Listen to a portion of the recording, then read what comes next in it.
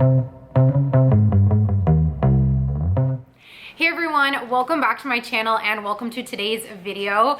Today's video is not one that I thought I would be filming anytime soon, but I'm actually excited that I am in a weird way, and I'm sure you guys are going to be excited to hear the story that I'm going to tell today. So if you can't tell from the title and the thumbnail, today's video is going to be the story of why I quit my job again. Yes, again, I left another job. I'm doing a little bit of a career change, a job change, whatever you want to call it. And as usual, I'm going to super honestly and super transparently explain why, my reasoning behind it, and tell my story of why I decided to change jobs. Now, you guys see in the title, this is an again situation. So a little over a year ago, I sat down and I filmed a video explaining why I quit my Big Four consulting job. That video ended up blowing up. I think it's why a lot of you probably watch my channel. It is my most viewed video on my channel. And I think a lot of people could relate to that video. In fact, I know a lot of people could relate to that video because they have lived through such similar experiences. And the thing is we are all learning and navigating this world of careers, you know, whether you're right out of school, a few years into it like I am, or later on in your career. I think that video reached a lot of people because people of all stages in their career can relate to not really liking a job, signing up for a job that isn't what you thought it was going to be, and being disappointed. Now, today's video is not the same situation as the last one, but I still think it's an interesting and important story to tell because nobody talks about why they leave jobs unless it's like a really dramatic situation. And even at that, a lot of the times people don't talk about it. But you can leave a job simply because it wasn't the right fit. And that's what today's story and video is going to be about. Okay, you guys, have you ever quit a job? Have you ever had a job you don't like? Let me know in the comments. I want to know. I love hearing you guys' stories and interacting with you in the comments. So let me know. So if you're new to my channel, I would love for you to check out my other videos and subscribe. Give this video a thumbs up whether or not you're new, and let's get into the story. Now, this video is not to throw shade at my previous employer. They were honestly a great employer. This is not like the time I left Big Four, where honestly, yeah, it kind of was shade because my experience was so bad. This is more of a situation where it just wasn't the right fit. It wasn't the right job or industry for me. So I want to talk a little bit about how I landed this job as a tech consultant, why I took the job, why I signed on. So I got this job. I started interviewing for it in February of 2020, throwback to before the world was crazy. I was at a really low point in my life. I hated the job I was working at. I was working at the Big Four and I was miserable. You guys know that whole story. And this job was like a blessing that came to me to just suck me out of that situation. I was so grateful for it. I was so happy. And I had known about this job, this career in this company had been on my radar for a while, but I didn't end up taking that job because I got hired at the Big Four. So I already knew this company. They were interested in hiring me because I met them at a case competition. It's a long story, but basically they wanted to hire me. I didn't take the job. I went to the Big Four.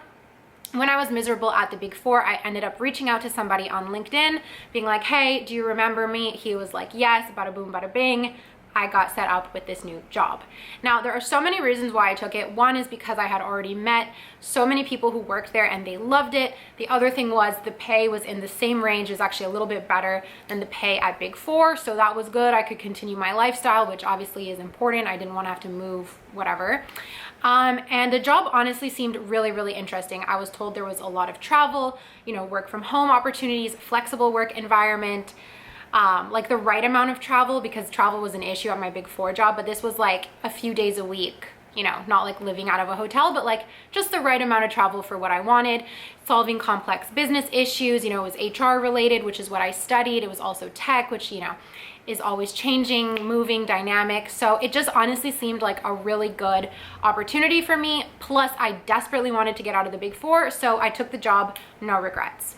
Now, the only thing is, when I took this job, I had a feeling I knew this job isn't forever. When I signed on to the job, I said, this is the right move for right now, but this isn't a forever situation.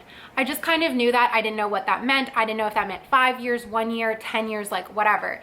The other thing with this job was it's a very international company and there are so many opportunities for relocation, and I was interested in moving to Australia, I was interested in moving to Singapore, and to Europe. Like, this job had so many opportunities like that. So I took the job, I was really excited. I filmed, you know, the first week, I was so excited, and then boom, COVID hits.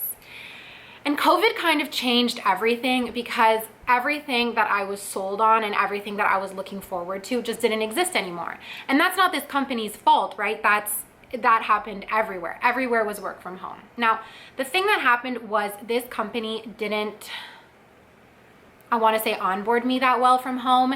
And again, I don't blame them for this, because this is totally unprecedented. There's a pandemic. Like, how could they have known how to onboard someone? But the truth was, and the reality was, that I felt super isolated. I was by myself. I was scared shitless just of the pandemic in general. Like, I'm living by myself through a pandemic.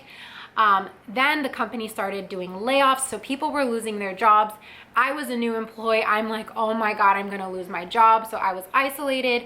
I was kind of bored because they weren't giving me a lot to start with. It was a lot of studying, and I couldn't just study for 8 hours a day. Like, yeah, I'm backtracking a bit, but basically it was like, you need this SAP certification, go study until you get it, and then let us know when it's done. So it was very, very isolating. So all of that, plus, you know, I'm not at the office, I'm not networking, everything's virtual. It just really wasn't the best situation. Plus my anxiety about the pandemic, about being alone, and then you throw in the fear of losing my job. Like, I was a mess. And it's funny, just a quick side note, is when I look back on those months of COVID, I have really, really great memories, because I have these memories of like doing yoga and finding my peace and sleeping in and really regaining like a sense of health that I didn't have after my horrible Big Four experience. But then at the same time, I was facing so much anxiety about this new job, feeling completely lost in my career, feeling unstimulated, unmotivated. So it's just funny, like, having both of those memories at the same time. But I held out hope that things were gonna get better. I wasn't looking for a new job, because I knew all jobs were looking at like this right now. And again, I really didn't blame this on the company. I just hoped things would get better. Now, finally, I passed my certification. Okay, we're rolling, we're good. And the only thing was that things didn't get better. I didn't feel more connected. I didn't feel more involved. And I didn't feel that intellectually stimulated, if you will. I felt like the work was very mundane, and people are gonna come for me in the comments about this, because people always tell me like, you're so spoiled, you're so entitled, like you don't deserve to have a stimulating job. But we'll talk about this later. But why don't I deserve to have a stimulating job? Why don't I deserve to think? I know I'm a smart person, I like to use my brain, I want to use my brain at work, and it just wasn't. It was a lot of clicking buttons, it was a lot of analyzing spreadsheets. And I know you got to pay your dues, but I was bored. That's just the reality. And that's the thing that bothers me, is people expect you to like pay your dues and whatever. And I agree, sometimes you have to, but you're allowed to say that it's boring. And in this situation, unfortunately, it was boring. Now, the other thing about this company is that it was a much older company in terms of the people working there. So there weren't a lot of people my age. We didn't turn our cameras on when we were having discussions, and it was just really hard for me to connect with people internally, because I feel like people just wanted to come in, do their work, and then go home, or like, you know, log off and whatever, which is fine. And I think it's a really great working environment for older people, people who have a family. Like, this would be a great company to work for, because there's amazing benefits, the pay is great, fair work-life balance. You know, I think that's fine. But for me, who's young, who wants to learn, who wants to connect, who wants to meet people, who wants to be friends with my coworkers and like build my connection and my connections and start my career, this wasn't really the place for me, especially in a pandemic. The other thing is the type of tech that it wasn't as interesting and wasn't as innovative as I thought. ERPs can be very, very dry for anyone who works with it. They're essential and they are a way to make money and whatever, and to some people they're really interesting. But to me, who's more of like a dynamic person who likes working with smaller companies, I very quickly realized that large ERPs like SAP, working with huge like multinational companies, big corporations, is not the space that I want to be in. And that's okay. You have to try things to learn that you don't like them. And quickly I learned that that's not really the industry and the space that I want to be in. Now, the other thing is the same thing happened at my first job, happened at my second job, where they weren't so happy with my YouTube channel. And this is because one day in a video I said to, like, I remember this video, I said nothing happened today because I was waiting for IT to approve a certain permission for me. So I couldn't do anything until IT approved this permission. And I said that in a vlog. That's just being honest, and that's the reality of working corporate. Nobody's gonna be totally productive for 8 hours a day, every day. Like, that's just not the reality. But for saying that, I got in trouble. And it just made me feel like people were watching me, they were watching my every move, they were watching like what I say. And seeing as YouTube is such a big part of my life and it's something that I love, that just really bothered me. Now that's my problem, that's not their problem. I've gotten into arguments with my family members about this because they're like, well, what do you expect? And it's like, yeah, what do I expect? I know now to expect that, but I also know that I want a company who understands my YouTube, understands what I share and why I share it. And so me and this company just weren't aligned on that. So that was a really hard moment, like being told to kind of censor my YouTube content. And it made me a little bit less motivated to talk on YouTube because I felt like I was being watched and I had to, you know, control what I say. I couldn't really be myself and I couldn't tell the truth about that job. And I really just had to like pretend that everything was super, super amazing and that I absolutely loved this job. It was okay, it was good, but I didn't love it. And so I think it's funny because when I announced that I was changing jobs, that came as a shock to a lot of people because they were like, wait, I thought you loved this job. And I was like, no, I just couldn't say what was really happening. Okay, the last thing about this job that really bothered me is the billing hours. So for anyone who works in consulting, you know this, a lot of consulting companies make you track your hours. So if I spend an hour working for client A, I have to log that into like a software, and then I have to explain what I spent that hour doing. It stressed me out so much completing my timesheets because I'm someone who likes to work fast. But in a timesheet and in a timed method like that where you have to do 8 hours a day of work, if I finish all of my work really, really quickly, I'm not rewarded for being efficient. I'm actually punished because now I have to find things to do to fill my time. Whereas if you were if you were, you know, if all you had to do, if it was output based, so all you have to do is this batch of work, when you're done, then you're rewarded for your efficiency and you can take on new tasks. But if in a situation like this where they want you to take longer, I found myself kind of stretching time and like not being motivated to work super quickly, which led to anxiety and led to me feeling bored. So I really hated doing my timesheet. I have a friend who's a lawyer. She has to do timesheets too. She says she hates it. Like, I think it's just a common thing that doing timesheets suck. And when you work in service industry, like consulting, law, whatever, you have to do these timesheets and they're awful. Spoiler, at my new job, I don't have to do a timesheet, which is why I took this job, part of the reason why I took it, and I love it. But yeah, I hated doing my timesheet. It gave me so much anxiety. I felt like this pressure to be crazy productive. But when you think about it, nobody can be productive for 8 hours a day. It's just impossible. Like, I would just be glued to my desk all day staring at my screen just so I could be logging hours to like meet my goals and meet my utilization goals, which is how many hours you're billing. And it just was really toxic for me. I guess for some people, they're motivated by that. They like that, they don't mind. But for me, I hated it. The other thing is when I would complain about that, people, not at my company, okay, not at my company, but outside people would be like, well, just lie about your hours.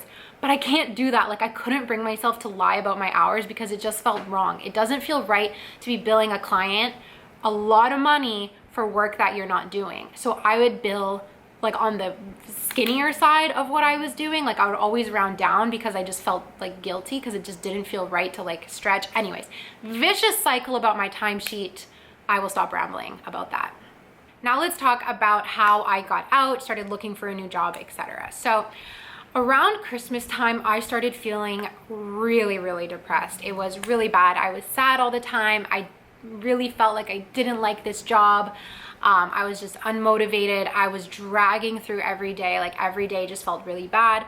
A lot of that was not necessarily because of the job, but was just more due to my mental health. I remember my dad asking me, like, do you think this job will ever get better? Like, can you stick it out? Or are you just being like, you know, are you just kind of in your feelings right now? And I was like, no, it'll never get better. It ended up getting better, but it was around then that I started looking for new jobs. I was thinking of maybe moving into sales, maybe moving into consulting at a different company.